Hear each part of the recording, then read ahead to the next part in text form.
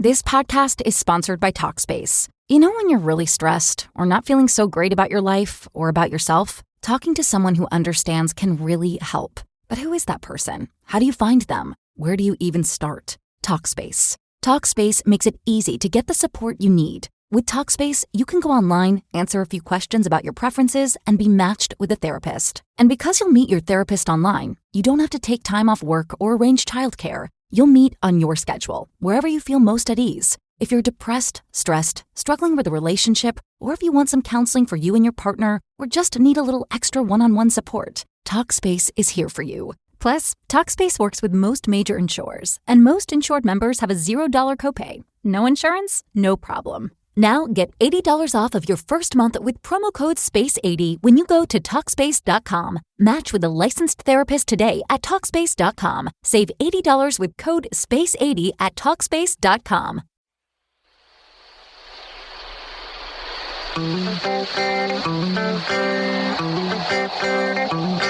You're in a good place now. Relax, breathe, smile. You've entered into your element, the home of origin, the home of intelligence and beauty, where relevant topics are discussed, where what you think counts, and where superior is the norm.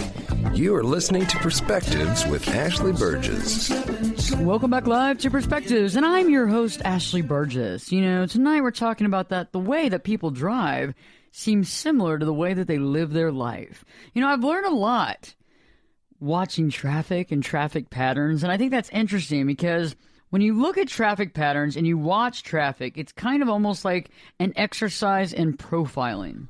It's like profiling people of all different demographics, race, and age, and it's an interesting concept because, you know, the highway is an accurate account and description of life. And I know that might sound weird at first to you, but we're going to talk about it tonight and how it really does make perfect sense. You know, you can learn a lot about the world around you just by watching traffic patterns. You know, I think it's funny, you know, when I was a younger kid and I had just started driving, I was hell on wheels, okay? I was that kid that, I mean, I could do no wrong. There was no law big enough for me. I mean, I was going to break the law no matter what. And I remember the first time I got pulled over, I think I had like crossed over 5 lanes of traffic at one time, probably going 95 miles an hour. And is that all? That's it. Yeah. Just 95? Yeah. I mean, probably in a 55 mile an hour zone, too. It might have been 60. I don't know. Yeah, there I am. And I get pulled over by 3 cops, 3 squad cars, you know, in my hometown. And I was like, well, this is crazy. You probably thought you were either Thelma or Louise or both. You're like, oh, she's a Gemini. She could be both of them at the same time. Probably. So there I am, and I'm thinking about this stuff, and I get pulled over, and I was like, what did I do wrong, officer? You know, and they're like, you were doing like 90 miles an hour on the highway. It was like 60, whatever. You know, please get out of the car. And I remember I was young, and I was crazy. You know, I mean, I remember hitting. Wait. Was crazy? Speak for yourself, Bill. Speak for yourself. Right. Yeah, Bill, come on. You had to have had a story like this when you were younger. You know, like getting crazy and driving like a maniac. Not driving like a maniac. I've always been a fairly conservative driver. Oh, okay. But anyway, but I do have a crazy story for you. So go ahead and finish yours first. Oh, okay.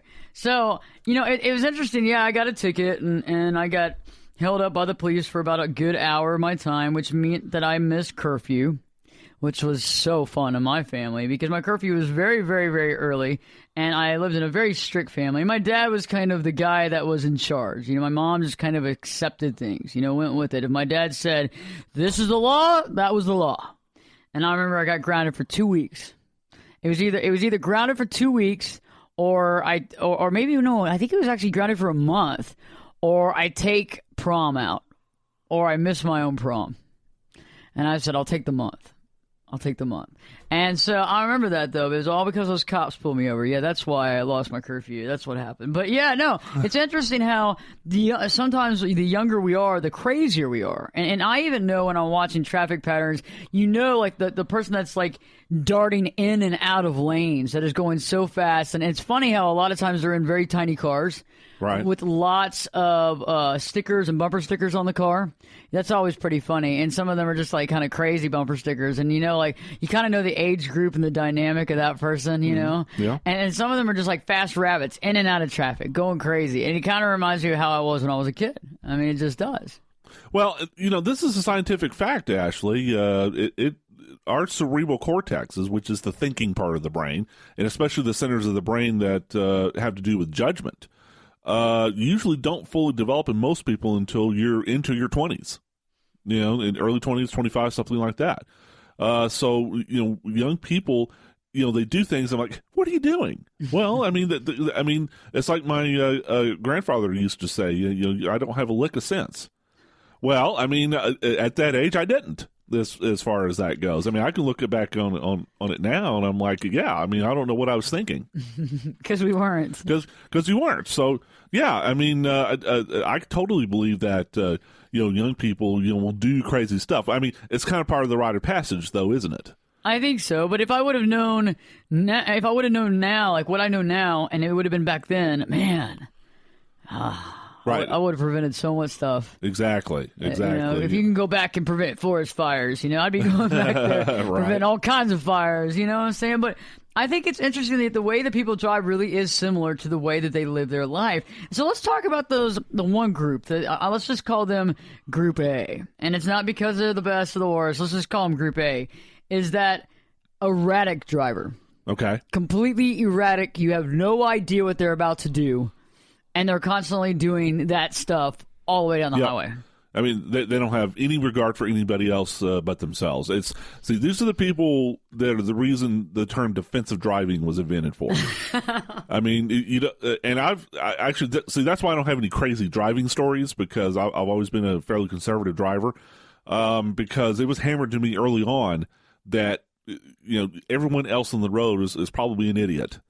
And you have to drive for them as well as yourself. Okay, so if you expect, you see you're coming to an intersection, you see someone coming to the intersection, they have the red light. Don't just assume they're going to stop for that red light. Don't assume anything. I mean, so I'll always watch, to make sure that people are going to do. So yeah, driving along the 5 lane freeway, especially the city that you and I live in, I see this all the time. Somebody will be in the far left hand lane, and they got to get off at a certain exit, and they wait until now and that's right where the exit is, and they almost like hit somebody, and they swerve around. And I think it's interesting, just the in and out of traffic, and it's always, they speed up, they slow down.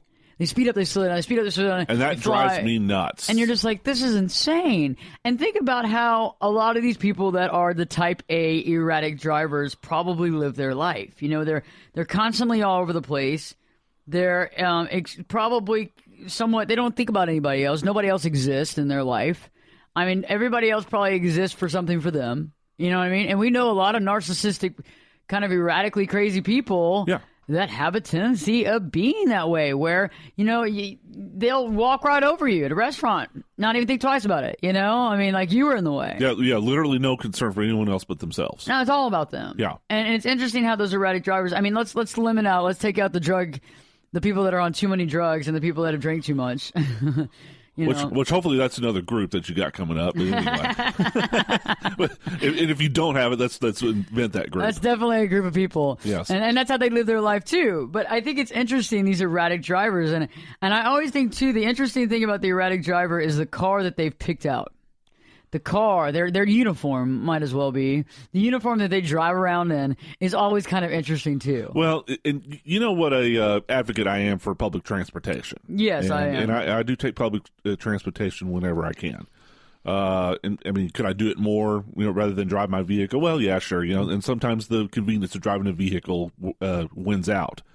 But part of the appeal, especially for Americans, of driving, even when people would rather sit in traffic 2 hours, okay, than take the train or whatever. It's because the car is an extension of you. It's reflects your personality. It's personal. We take our cars very seriously. Well, my car is one of my good friends. Yeah, I mean, we talk to our cars. We give them names. He's been in the shop for over a month. It's a she. I mean, she's running fine today. Mine's a guy. Yours is a guy. Well, most people refer to it as a she, but there's no law, but or rule about that. Mm-hmm. So yeah, and people will customize their cars, pimp it out, trick it out. Customize it, just for their own It's their uniform. Yeah. It's their on-the-road uniform. You said in the kitchen in the studio a few days ago, we have a little bit of working lunches here and there, and when we were standing in the kitchen eating, I know we're not supposed to stand and eat. I get it. I hear you, Mom. Thanks. I know about that. But we're standing in the kitchen eating, and Bill's like, yeah, because I said, I'm a big fan of eating in the car. Okay, so for everybody listening, ever since I was a little kid, I always had this, I just liked being in the car. I loved eating in the car. It seemed like it was the right thing to do. It just seemed so right. It seemed like it was part of just being a human being was to get some food and eat it in the car. Right. I love that. Right. And I still love that today. I mean, I don't like other people eating in my car. Okay, let me put that out. I don't like anybody else eating in my car but me. And so it's a personal thing with me because I know that I'm not going to drop stuff in between the seat in the glove compartment and the center console. Everybody, they like to drop stuff there. It's like, dude, this is not your personal, kitchen floor. This is my car. But anyway, it is so much us. I mean, I've been driving around this rental car, though, for over a month. And you know what? I haven't at one time really thought that it's not my car.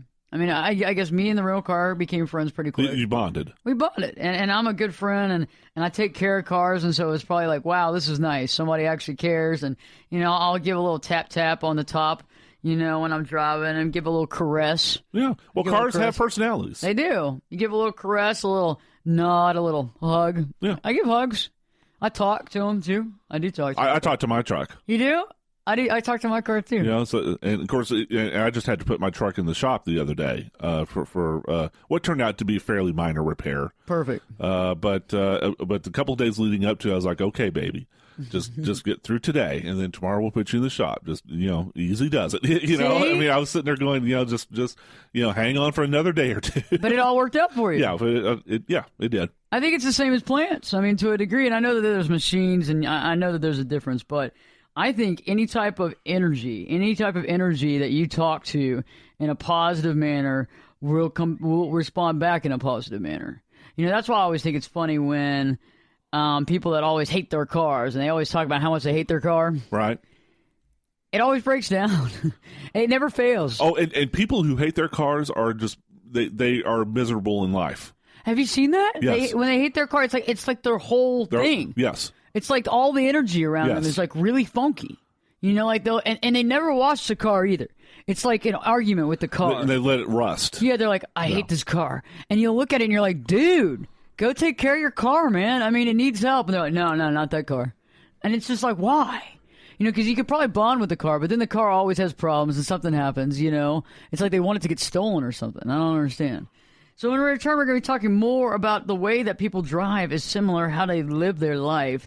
And we'll continue talking more about the erratic driver, but then we'll eventually move into the moderate but steady driver. So stay tuned because Perspectives with your host, me, Ashley Burgess, will be back in 2 shakes.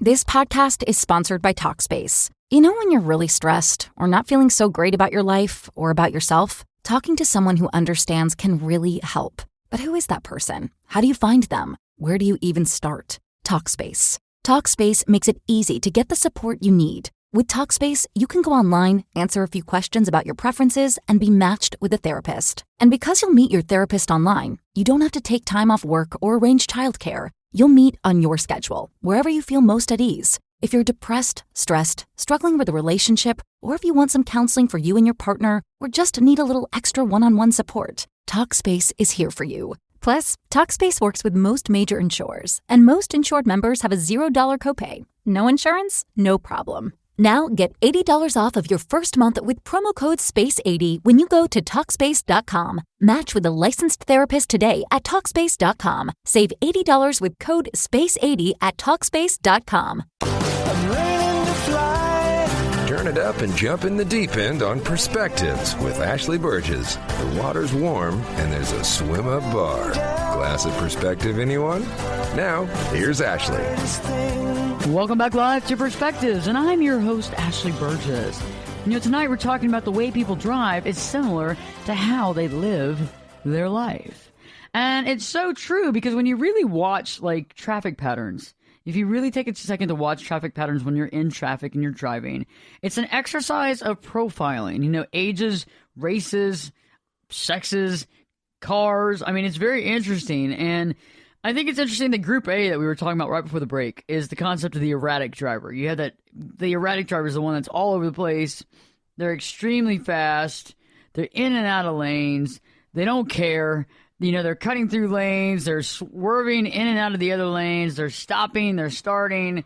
And it's interesting. Bill brought up the fact we were talking about how the car is really a uniform. And it really is, part of the individual. And it's funny how when you look at some of these cars that these erratic drivers have chosen as their vehicle. And I think that some of the erratic drivers' cars they're kind of beat up.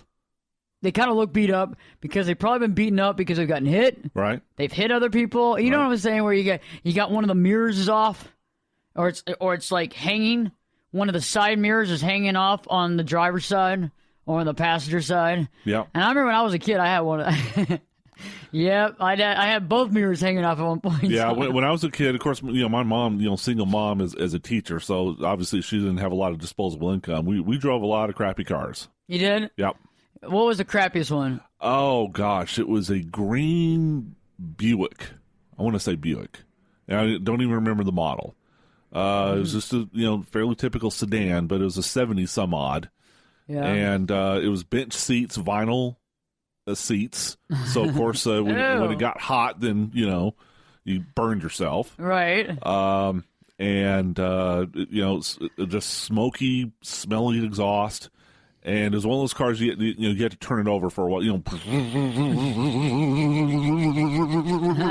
before it would finally start. It sounds like a classic car. And when and then when you come up to a light, when it would idle, oh God. Where you thought it's going to cut off on you. Oh no! Give it some gas! Give it some gas! I know, yeah. You'd have to rev it. So yeah, I mean, that car scared us. I mean, we didn't know if it was ever going to start or crap out on us or what.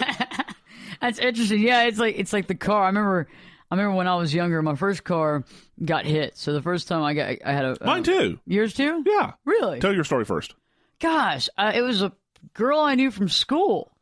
I was, okay, so, for everybody out there, yes, I was national in debate. I was 7th in the nation in debate when I graduated high school. However, in my junior year, I started teaching a little bit of debate camp at a university. And when I was leaving one day, I had just started driving. I had been driving for maybe 5 months. And, I had been driving for about 5 months, maybe less than that, actually.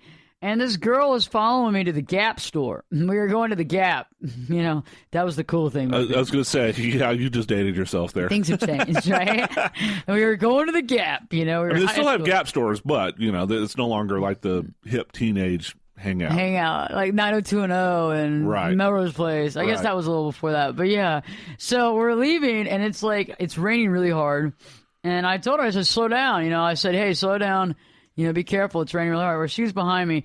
Well, she ended up I don't know what happened. She sped up. There was a little bit of oil on the road. I was at the stoplight way ahead, and there was a car in front of me, and she ended up hydroplaning into my vehicle. Oh. At probably 50-something miles an hour. And we ended up getting care flooded to the hospital, and my car went underneath the car in front of me. It went underneath the car in front of me by 4.5 feet and was pushed in by 3.5 feet from the rear. And that was pretty bad. And that was a solid metal car. Right. And so the next car I got, man, I got totally duped on it. I mean, totally duped. My mom had this old Nissan 240 SX. It was right when, and it had Datsun's name still on it. that is old. You remember when Datsun turned to Nissan? Right, yeah. But it had both names on it. Okay, at one time they had both names, and it was for maybe a year. It had the both names, Right. And it was a 2-door, and it was a hatchback. Remember the hatchback? One of those. Okay, yes. And it was silver, and it had silver and orange stitching, cloth seats in it, right? And I called it the Silver Bullet. Okay. Yeah, that's what I ended up driving from then on out. I was so mad at that girl, and it was funny because we were friends up until that happened, and we had the same insurance agent, and I never sued because that wasn't part of my my makeup. Right. But should have. But anyway, didn't. And yeah, we never talked again. because we had the same insurance agent, and it just became like this really weird deal. Right. And so she wrecked my car, and then we never talked again. Well, because she wrecked something that was near and dear to you. Oh, my dad, you should have seen his face. Oh, my God. So we go to the place. I said, Dad, after they picked me up in the hospital and everything, I said, Dad, it's really bad. And he's like, it can't be that bad. I was like, no, it's really bad. And it was my dad's favorite car. It was his first car. It was a 1981 240D Mercedes-Benz, okay? So 81 Mercedes-Benz. It had 100 and something thousand miles when he gave it to me, okay, on it. And so that was in the mid-90s. That was like 94 when this all happened. Right. And so we get there to the place where the car had been towed to, and my dad actually he gets out of the car and he starts crying. And he had both of his hands on his head, and then they moved down to his eyes, and then he all over his face, and then he's like, he looked like he just was head in his head was in his hands, and he ended up turning around and rebuilding that car. Interesting. Yeah. And then he drove it for 240 Because he couldn't bear to part with it. Couldn't bear to part with it, but I was never allowed to ever be near it. Yeah, gee, I wonder why. And it had nothing to do with me. I mean, had I been able to move, I remember looking in the rearview mirror as I saw her hauling into us. And the only options we had, because there was someone in front of us, was to jump out of the car and hope that we didn't get hit instead by her on foot, which is a possibility. Okay, because that would have been even worse. We would have been dead. Yeah. Okay. Or to sit in the car and wait for it to happen. And that's what I had to do, is I got to watch it happen through my rearview mirror.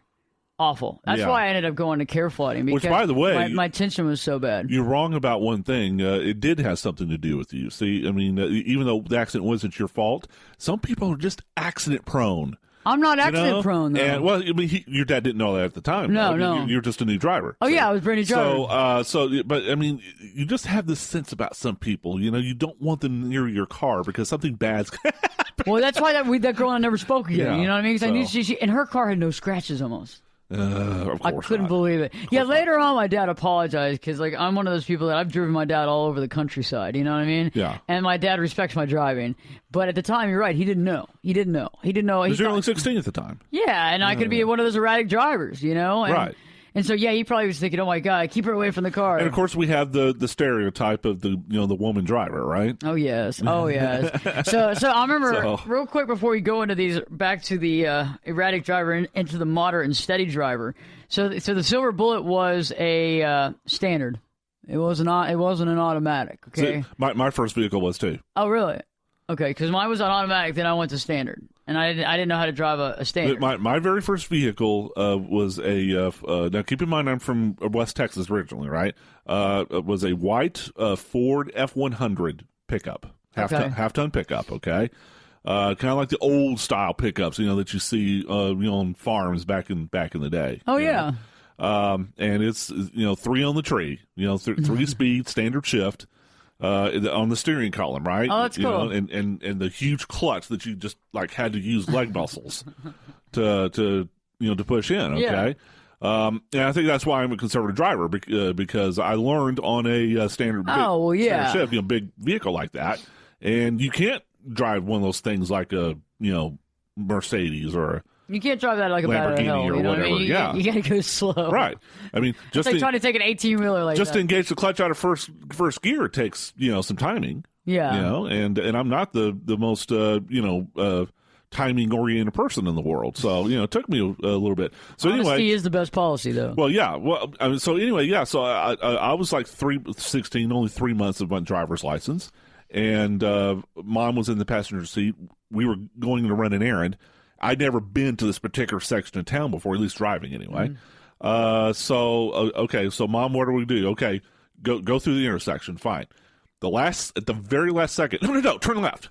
So I get into the turning lane, and I turn left without even thinking about it, and I turn right in front of this full-size Chevy Suburban. Oh, my God. Who had to have been going, I think the police said it had to have been going at least 60 miles an hour, so he was speeding. I mean, bam! Hit us right on the passenger door. Oh, okay? Man. Full speed. He didn't even have time to stop because I turned right in front of him. They're happy ending to the story, though. I mean, not only were both Mom and I okay and walked away from it, but we were able to drive that truck home. I mean, this is like a steel tank we were driving. Oh my God, really? So I've been a Ford man, ever since then. Wow. That's amazing. So that's pretty good. That's pretty good. Yeah, that car the car that I was driving had to be rebuilt, and so it's a totally different story. I mean, you couldn't have driven that accordion home. No. I mean, you had to, but my dad had to try to teach me how to drive a Standard, and my dad is a corporal type man. He's kind of like a military type man, very military oriented type individual. And wants everything done a certain way, and you have no idea what's going to happen next, and you just have to kind of flow with it. And I remember we drove out to an area about an hour away from where we lived, and it was very mountainy, kind of hilly area. Yeah. It kind of reminds you of like Junior San Francisco, but some of the hills were like San Francisco on steroids. Okay, gotcha. And so we go over to this one area of town, and he's like, okay, so now you're going to learn how to drive. And I'm like, but this is like this isn't the easy, this is really kind of hard. I'm like, this sucks, Dad. And he's like, well, you know what? You're going to have to learn how to do it. Okay, so I brought you out to the most difficult area of town as far as mountainous and just the topography of the whole area because you need to learn. He was such a hard butt. I mean, just such an ass, honestly. You know what I mean? Right. So there I am. I'm like, okay, so I go up this one hill and I go back down it and then I go up it. And sure enough, I hit the red light. Sure enough. And I'm at the top of this hill. I mean, it's like you feel like you're about to go ski down. You know what I mean? That's how far it is. And all of a sudden, this car pulls up behind me. And if it's not a Bentley, it's got to be a Bentley. A brand new Bentley right behind me. And I'm just like, oh. You had no pressure there. I'm like, oh, my God. My dad's like, yep. Okay, so let's see what happens. So it turns green, and I'm like, ah! Well, anyway, I ended up doing fine. Stressed the crap out of me, okay? I was stressed out for a long, long period of time. But anyway, I learned how to drive that Standard, and I learned how to drive it well. But, he was so corporal about it. I mean, he couldn't let me just try to drive it in the neighborhood. I mean, we had to go out to the middle of nowhere where everything was rough and tough so that I think it's because he wanted to prove a point that maybe I couldn't drive. Maybe that's what it was, right? But anyway, I ended up winning. So stay tuned. When we return, we're going to be talking about the way people drive and how it's similar to how the way they live their life. And maybe you might learn a little stuff about yourself, too, tonight on tonight's show because it puts a little bit in perspective for me, I'll tell you that. Perspectives with your host, me, Ashley Burgess, will be back in 2 shakes.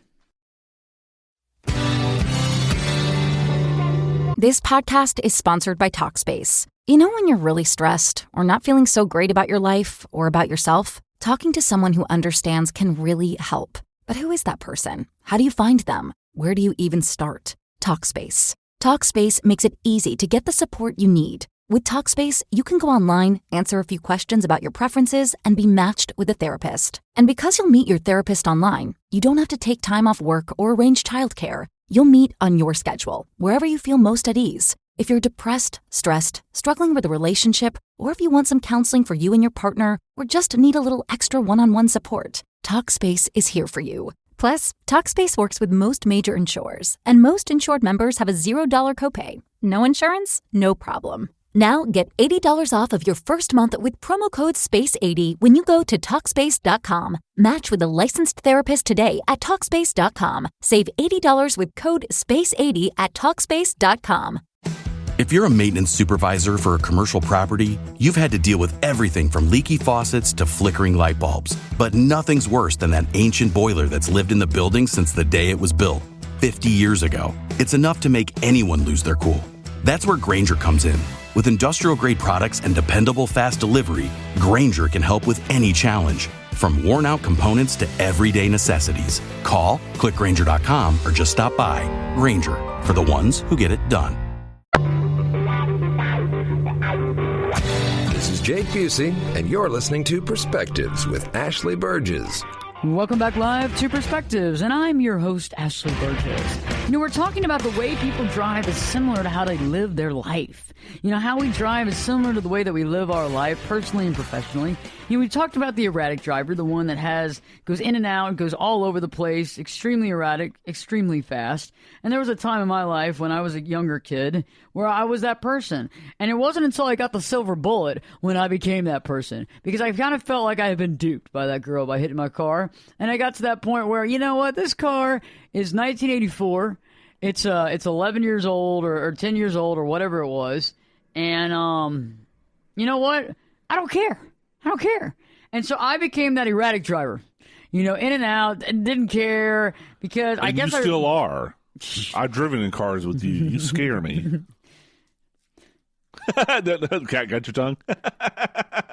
Sorry, scaredy cat, that you're so scared. You do scare me. It's like I don't. Okay, I was doing 25 miles an hour the other day, and I know it was scary, but the mile per hour speed zone was 30. I had to go close to the right mileage. I mean, I couldn't sit there and go like 20 miles an hour. You get all scared. But that's because you for some reason, I think you have a spatial distortion issue. It's Don't you like it when people tell you what issues you have? Yes. Thanks for telling me my issue. You're welcome. Spatial distortion issue. I mean, generally speaking, you need to have more than 1 inch between you and the car in front of you and behind you. Don't buy into what he's selling. Don't buy into it. He's trying to sell you a bill of goods. It's not true. Yeah. All listeners can drive in the car with me at some point. That's what we should do is give it away sometime. We'll do a giveaway, a drive giveaway. There you go. Where they can drive around with me for 3 hours. We'll eat in the car. We'll hang out in the car. We'll listen to music. Oh, you mean they'll get to actually eat in your car? Yeah, they'll eat in my car. That's worth it right there. That would be kind of fun, right? That'd be worth losing your lunch when you drive on the highway. We should do a show from the car. That would be pretty cool. And hear the passenger screaming, save me! Then they'd be like, it's the time of my life. Woo! That's an instance. I'm so free. That's an instance where if they don't have it already, they'll get religion. Oh, my. Dear Lord, get me out of this. I'll never drive with this person again. I always love that. Please get me out of this. I'll never do it again. Yeah. That's always a good one. So let's talk about that moderate and steady driver. Moderate and steady. I mean, that's kind of where I'm at right now in my life. The moderate and steady. And I go kind of slow and steady, too. It kind of depends. When I'm on the highway, I'm moderate and steady. I'm one of those kind of people. I get steady going. I'm watching everybody. I'm taking care of my own business. I'm not, I'm not struggling. I'm not stressed out. I'm not scared. But I'm also courteous. And I think that's one of the biggest things. Every day I drive, I'm very courteous. So if people need to get let in, I'll let them in. I'll take care. I'll help the flow of traffic because I understand that just because I get ahead by just a few inches or half a mile ahead, it's not really that big of a deal. You know what I mean? Because you know what? In the grand scheme of things, it really doesn't matter. I mean, you're saving yourself, 1 or 2 minutes? 1 or 2 minutes just to jump over somebody else. And then there's going to be a time that you need help. And it's all cyclical. So, you kind of do that. And I think it's interesting, though, so you got the courteous driver over there that lets somebody in. You know what I mean? Or kind of stops traffic, realizing that ahead. There's just it's packed solid. You're not going anywhere. So if you let somebody cross over and get in, it's okay. But I think it's funny that driver that literally does the opposite. Like when somebody tries to let someone in, they honk at them.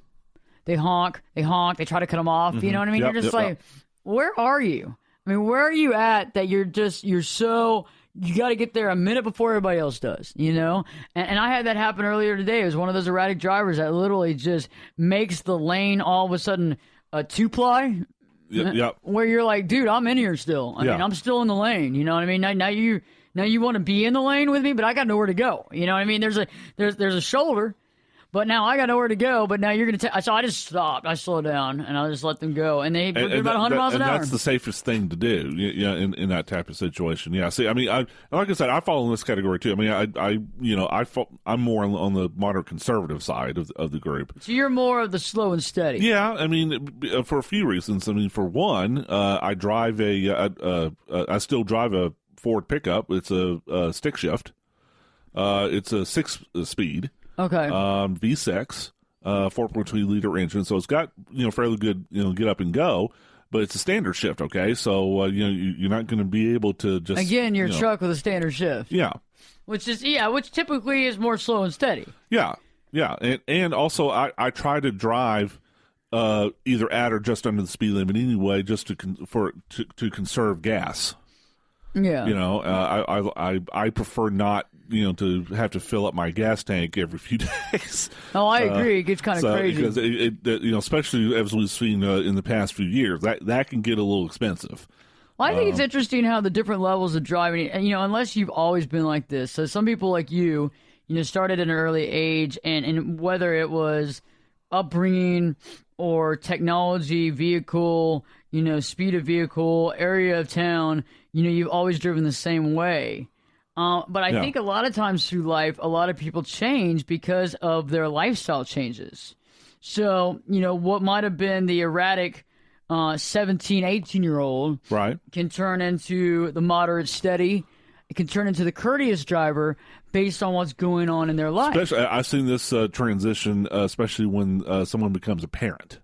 Oh, big time. And they, switch from the sports car or the sporty car to the minivan, and now they got kids in the back.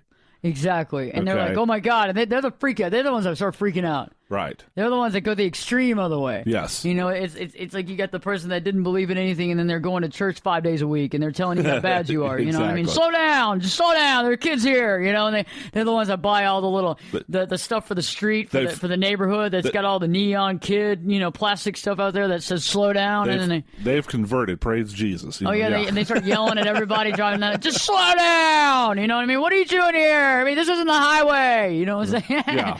You're like, okay, I was doing 12 miles an hour.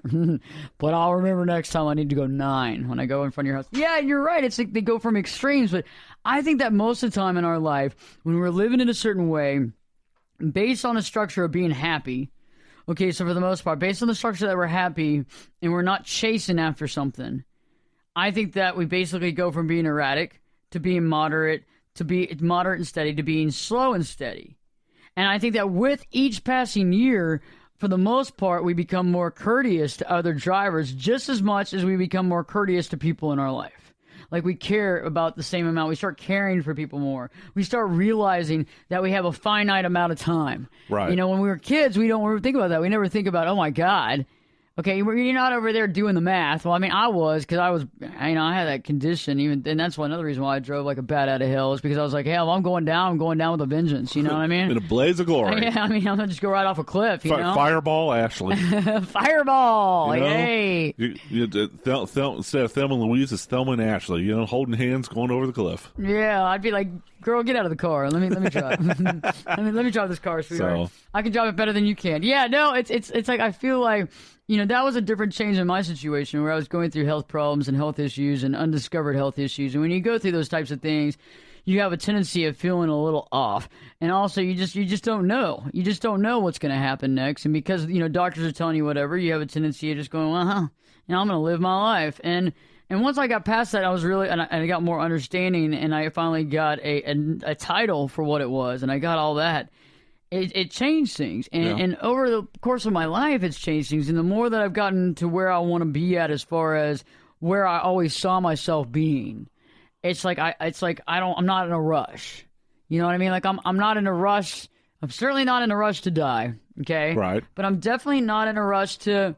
I mean, I'm there. I'm already there. It's just like right when you start figuring out there's a journey, and we figure there's a journey. It's kind of like. There's a guy that cruised past me at like probably 112 miles an hour a couple of days ago, and I was thinking either he's late for a job interview, because I looked down at the clock and it was like 2 minutes to like 9:30. So okay, I was like, it seemed like a job interview time, probably pretty good in the middle of the week, or late to a sales appointment or something like that. Yeah. But I was also thinking like that thing's got to be real important to them, and I think nowadays, unless I don't even know. I think I would try to take more time to get there now. Like even if Sony Pictures calls me up and says you need to come meet down here to do this film, and you got to be here in an hour. I mean, I would probably forgo doing some of the cosmetic or makeup thing and try to get my butt on the road and go. Right. I mean, in the past I might have waited all the way to the last minute and then just hauled butt all the way there. But now it's like life means a lot to me, even more than it did before. Right. And I'm not in that much of a rush now, and I try to assimilate, and I try to schedule things, and I try to be wise about how I schedule, and I think that's all part of growing up as well. Yeah. I can tell you my case. I mean, I came at it from the opposite end of the spectrum. I grew up in a small town in West Texas, and the pace of life is just slower. Than in a large metropolitan area. It sure is. And so I learned to drive. You don't have to drive a bat out of hell. I mean, it takes you 15 minutes to get from one end of town to the other. Traffic jam is where you have to stop twice at the same light. Yeah, okay. It's like, darn it, it's going to take me 15 minutes instead of 10, you know? Oh, man. Darn it, you know, that type of thing. And so you learn to, you know, kind of take, you know, life at a little bit of a slower pace because there's no need to do anything else. And you know, you learn, and of course, in a small town, you're likely to know everybody, the other people, especially like them going, well, I saw your son Bill exactly hauling butt down 109 or whatever. You know, so Farm Road 27. You're liable to run into this person in church. Oh yeah, you know? Oh yeah. Like, you know, hey, Mr. and Mrs. Barnett, you know what your kid did. Let me tell you what Bill was doing earlier. Yeah, exactly. So anyway, you learn to, you know, be courteous, you know, to other people in that type of situation. Now, once I moved to the big city, you know, all that was off. Yeah, bets were off for Bill. And you know, even though I prefer nice and steady when I'm driving on the freeways, I mean, I can be aggressive if the situation calls for it. I've learned to do that. Okay, that's good. You know, it's gotten me out of a couple of scrapes. You know, so I can, you know, step on it and gun it if I need to, you know, get situations where all of a sudden it's threatening to bottleneck. Yeah. You know, somebody, you know, just wrecked or Bill hauls butt with his nitrous tanks on the back. Yeah. Don't let Bill fool you. It's like turn on the Batmobiles, flip the switch. He's got nitrous connection on that truck. You know? Don't let him fool you on that one. But yeah. Don't let him fool you. Hey, you know, I mean, I've tricked out my pickup, and, you know, that thing can haul butt. Yeah, we need to trick that out real bad. Like, which, by the way, and just, you know, I know the show's going over the airs nationally, but it literally is true. You know, the pickup is king in Texas. Oh, he had to do it. And I have a Ford pickup. Thank you very much. Bill has a Ford pickup? Yes, I do. We're going to send out some pictures here on the website here very shortly on that. Yeah, we want everybody, if you see this man, please call us. Right. 1-888. It's all good. No, we'll come back. When we return, we'll be talking more about Bill's nitrous connections on his car, as well as talking about the levels of courtesy and how our level of courtesy within our life is also similar to the same as the way we drive. So stay tuned, because Perspectives, your host, me, Ashley Burgess, will be back in 2 shakes. This podcast is sponsored by Talkspace. You know when you're really stressed or not feeling so great about your life or about yourself? Talking to someone who understands can really help. But who is that person? How do you find them? Where do you even start? Talkspace. Talkspace makes it easy to get the support you need. With Talkspace, you can go online, answer a few questions about your preferences, and be matched with a therapist. And because you'll meet your therapist online, you don't have to take time off work or arrange childcare. You'll meet on your schedule, wherever you feel most at ease. If you're depressed, stressed, struggling with a relationship, or if you want some counseling for you and your partner, or just need a little extra one-on-one support, Talkspace is here for you. Plus, Talkspace works with most major insurers, and most insured members have a $0 copay. No insurance? No problem. Now get $80 off of your first month with promo code SPACE80 when you go to Talkspace.com. Match with a licensed therapist today at Talkspace.com. Save $80 with code SPACE80 at Talkspace.com. I can show you what you want to see and take you where you want to be. Get in here and give us your perspective. We're listening. You're listening to Perspectives with Ashley Burgess. Welcome back live to Perspectives, and I'm your host, Ashley Burgess. You know, we can learn a lot about, the way people drive, about their driving patterns. We can learn a lot about ourselves from the way we drive. And that's what tonight's show is really about, is learning a little bit more about ourselves. Because it's very interesting, the little different nuances and characteristics of things that we don't really think are that important really are. Because they show us where we are in our life today. You know, it was interesting, the way I drive now is so antithetical to the way I drove when I was a kid. I mean, I was crazy, and I liked it. And you know what? I liked it a lot when I was crazy. But now I'm slow and steady, I'm moderate and steady, but I'm also very courteous. And I see things way before they happen. And I always could see lights and lights ahead, but I was always doing that so I could get there faster. I wasn't to get there just, slow and steady, and I also wasn't thinking about helping anybody else. And it seems like nowadays, when everything kind of seems to be going in a certain direction, and for a lot of y'all out there, you're happy, you're in a good space, you're in a good energy zone, and you feel it. And the more you're in that zone, guess what? You drive better. You're more courteous. You kind of slow down a little bit. You might not be stopped. You might not be that slow, but you're going, and you're not, it's not erratic, because your life's not erratic. I think back when you were younger. Think back even when you went through some some stressful periods, when people lose their jobs, if they lose their spouse, when they get divorced, all those types of different options that are very stressful and highly difficult to deal with as a human being. In those situations, a lot of times we can find ourselves so stressed out that it actually kind of exudes into every form of our life. And one of those things that it'll show up in is the way we drive. Because when we're driving all erratic and stuff, you go from being like slow and steady to driving erratic, you got a lot on the mind. You're not thinking about what's all in your mind. You're actually letting your mind just talk to you, and you're not focused on anything but what's going on in your headset. Right, and that may be especially dangerous with those, like, say, with ADD. Oh, yeah. You know, and you're trying to multitask and do, talk on the phone and text and drive and, do other things at the same time. And generally stressed out. Yeah, and because when you have stress on your shoulders, and you're not even noticing the other traffic on the road. Yeah, and when you have stress, you're dealing with problems in your life.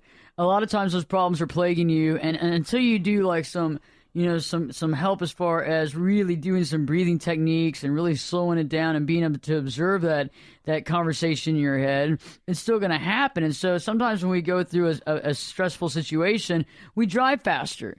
We have a heavier foot. We swerve in and out faster because we seem to be because you're feeling more aggressive. Yeah, you're feeling more aggressive, or you're feeling more out of control. Okay, well that's sometimes right. When you're out of control, you're just like, oh my God, you're just kind of out of control. But yeah, being more aggressive, like trying to, and then sometimes when we're being more aggressive, it means that we're trying to get some sort of power back. We're trying to feel like we're in a power position. That makes sense. Like, okay, here I am driving really, screw them. Get out of my way. I said it. I said not to get in this lane, and I'm going to cut you off, okay? Because I've had enough of this. I'm going to own something. Okay, I'm going to own this lane today. Okay, that's what I'm going to have. Right. I might have everything else might be in the crap. Okay, and it might all, it might all just be in the tank. But I'm going to do this. Okay. And I think a lot of people listening tonight have been in that position where you just you don't even realize you're doing it, and some of it's just subconscious, because you want to have control over something.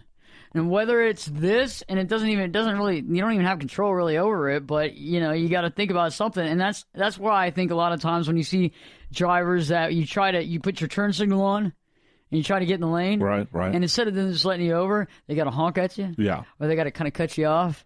It's like, come on, it's like you're not going to get in front of me because this is my space. That might mean it will take me 5 more seconds. This is my space to my commute time. Yeah, it's almost like getting into somebody's like personal space. Yeah. It's like, I'm not in your personal space. It's like I own this, what is it, 6 foot stretch of highway land. Of asphalt.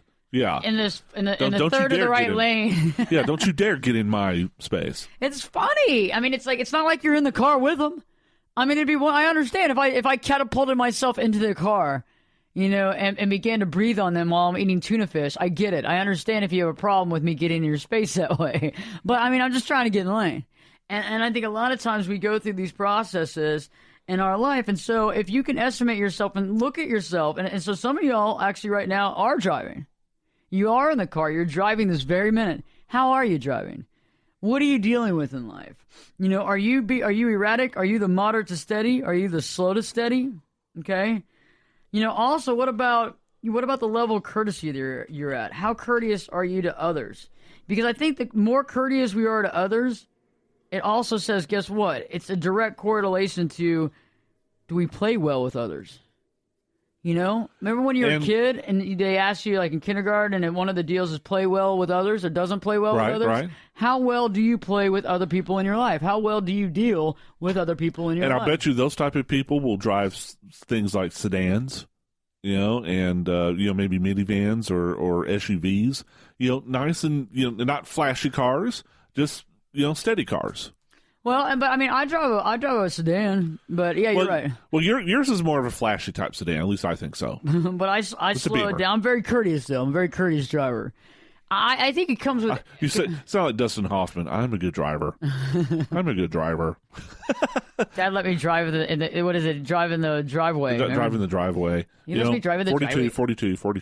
I love that. We're going to Vegas. There you go. Vegas, baby. Yeah, and I think it's all about that. I mean, I really think that the more courteous we are on the highway, the better we play with others, the happier we are with others.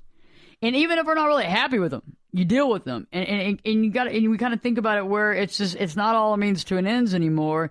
It's all about the journey. And so when you kind of start thinking about how even driving is a big part. This podcast is sponsored by Talkspace. You know when you're really stressed or not feeling so great about your life or about yourself? Talking to someone who understands can really help. But who is that person? How do you find them? Where do you even start? Talkspace. Talkspace makes it easy to get the support you need. With Talkspace, you can go online, answer a few questions about your preferences, and be matched with a therapist. And because you'll meet your therapist online, you don't have to take time off work or arrange childcare. You'll meet on your schedule, wherever you feel most at ease. If you're depressed, stressed, struggling with a relationship, or if you want some counseling for you and your partner, or just need a little extra one-on-one support, Talkspace is here for you. Plus, Talkspace works with most major insurers, and most insured members have a $0 copay. No insurance? No problem. Now get $80 off of your first month with promo code SPACE80 when you go to Talkspace.com. Match with a licensed therapist today at Talkspace.com. Save $80 with code SPACE80 at Talkspace.com.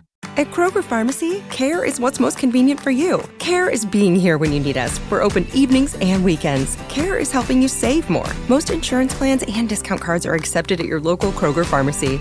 Care is saving you time by managing your prescriptions online. You can request refills, check order status, and more. Care is convenience that works for everyone. Kroger Health, a world of care is in store. Services and availability vary by location. Age and other restrictions may apply. For coverage, consult your health insurance company. Visit the pharmacy or our site for details. The journey and getting through life is a big part of the journey. That's a big thing. I mean, do you want to rush through that part of the journey? I mean, is that the part of the journey that doesn't matter? You know, I know a lot of times I have friends that are constantly on the phone while they're driving, and they got the music blaring, and they call you up, and they're screaming half the time. They're screaming at the drivers in front of them. They're screaming at the drivers behind them. It stresses me out, okay? I'll finally just go, hey. Sometimes I'll hang up because I haven't been able to speak anyway, okay? It's like, chillax, dude. It's like, dude, It's like you call me just to have a freaking meltdown on the phone just so I can feel weird and have to go back into work. You know what I'm saying? And so it's like, you know, when we're at that level and we're not seeing this as an option and a process of life, because going from A to B and driving is a big process of your life. And for a lot of people that commute a lot, it's a big part of your daily life. And so a big part of your daily life shouldn't all be about, I hate this, I hate this, I hate this, I hate this. Okay? It should be more like, you know what? What do I enjoy about driving? What things do I enjoy to think about, to listen to? How clear is my head? You know, I mean, if you have a long commute and it takes you an hour or more one way, you know, one of the first things that you need to be doing, and this is a certified Ashley technique, is the first thing you want to start doing is you get in the car and you get out of the parking area at your work or whatever, and you get on the highway. You don't turn the music on. Don't get on the phone right yet. And do some, awake meditation. Do some alert meditation. Now, this is first thing in the morning. Oh, this is when you're driving to or from work. Okay. This is especially when you're leaving work. This is very important when you're leaving work because you had a long day. You got a long drive in front of you. Stressed out. You're tired. You're probably stressed out. The boss is a jerk. You got to drive again. And so really do a little bit of meditation. Really think. Just solidly let go of certain thoughts and let go of the anger or anything that you're holding on to.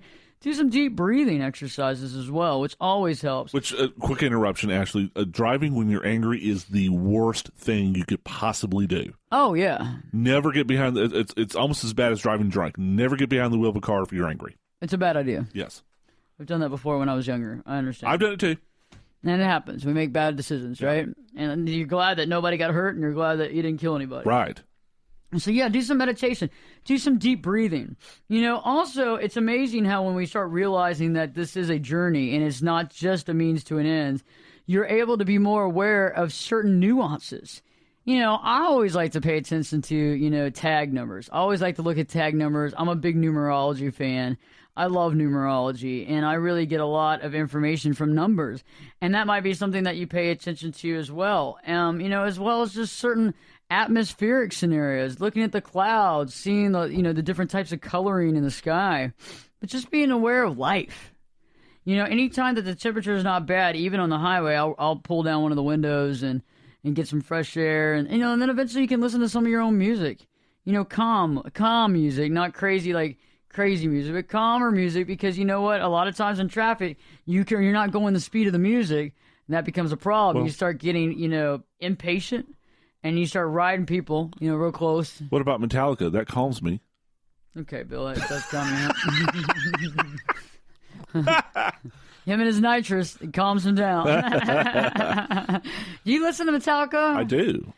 Wow. I mean, I may be from West Texas, but I like heavy metal music. Well, for all of you that do, awesome. You and Bill should hang out together, and y'all can go eat in his car. For everybody else, I mean, just, you know, listening to some calming music, but also, you know, have something that you like. I found out that every time I listen to the radio a lot lately, sometimes, if it's not a talk show like this, which is like eye-opening and helps you figure out more about your life, it's just talk. And so really pay attention to the talk that you're allowing into your mind. So, for example, right now you're learning a lot about, you know, who you are, what's similar in life, but also, you know, how your driving patterns do make something to do with your lifestyle. And also, you know, for example, you know, realizing that this is really important. I mean, because this is the way that you're acting throughout life. This might just be one facet of it, but if you think about it, the way that you drive is actually the same as important as the way you work.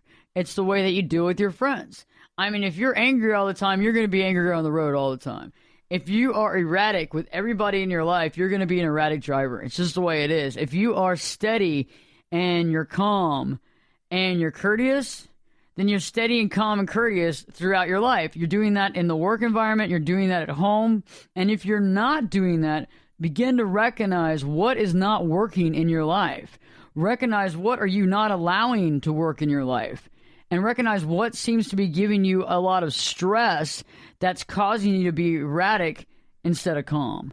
And I think this might actually address some issues tonight for you when you're dealing with understanding yourself better, and this puts a lot of clarity into the mix. So as you drive today, tomorrow, and the next day, realize that, you know, it's interesting to watch other people and their driving patterns, and you can learn a lot about society at a large, and you can also learn a lot about the percentage of people that are erratic, percentage that are slow and steady, moderate and steady, and, you know, and the people that are just doing what they need to do from point A to point B, but recognizing that this is more than just going from one side to the other side. This is actually part of your life and part of your lifestyle and part of your actual journey. We have a great show for you tomorrow. Stay tuned. We have a great show for you tonight. Another great show. I was going to say, yeah, we're not done yet. We've still got 1 hour to go. You just want to get in your car and go bat out of hell, don't you? I'm taking the nitrous truck. I'm still not driving with you. You're still not going to drive with me? I'm still not going to drive with you. You scare me. Really? Yes. Okay, well, you can follow me then. I'll follow you. No, I would have to engage the nitrous oxide to keep up with you. You kidding me? Come on, Bill. I'm not that bad. Maybe I am. But stay tuned. We have a great show for you next. And just remember that, you know, moderate and steady and slow and steady, being courteous is where it's at. Perspectives, your host, me, Ashley Burgess, will be back in 3 shakes. At Kroger Pharmacy, care is what's most convenient for you. Care is being here when you need us. We're open evenings and weekends. Care is helping you save more. Most insurance plans and discount cards are accepted at your local Kroger Pharmacy. Care is saving you time by managing your prescriptions online. You can request refills, check order status, and more. Care is convenience that works for everyone. Kroger Health, a world of care is in store. Services and availability vary by location. Age and other restrictions may apply. For coverage, consult your health insurance company. Visit the pharmacy or our site for details. At Kroger Pharmacy, care is what's most convenient for you. Care is being here when you need us. We're open evenings and weekends. Care is helping you save more. Most insurance plans and discount cards are accepted at your local Kroger Pharmacy. Care is saving you time by managing your prescriptions online. You can request refills, check order status, and more. Care is convenience that works for everyone. Kroger Health, a world of care is in store. Services and availability vary by location. Age and other restrictions may apply. For coverage, consult your health insurance company. Visit the pharmacy or our site for details.